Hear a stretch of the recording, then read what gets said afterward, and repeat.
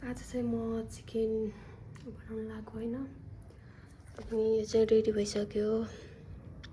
मसलाहरू हालेर यो चाहिँ मैले सादा तरिकाले बनाउन लाग्यो नि त। मसला हालेर हैन। अब चाहिँ तेल हालौँ नि योमा।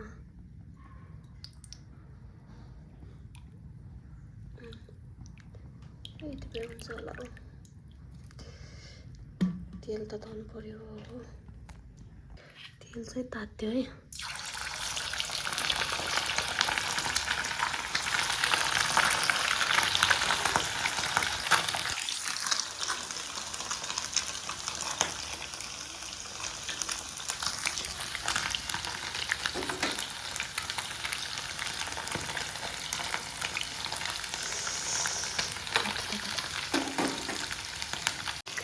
यो चाहिँ रेडी भयो।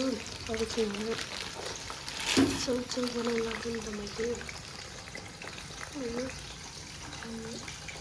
चौचौमा चाहिँ मलाई काटेको प्याजभन्दा पनि त्यो बोइल गरेको प्याज मनपर्छ नि त। त्यही भएर अनि त्यो रेडी भयो। पछि त्यो हालत खराब गराएर बिगार कस्तो खाउ जस्तो लागिसक्यो नि।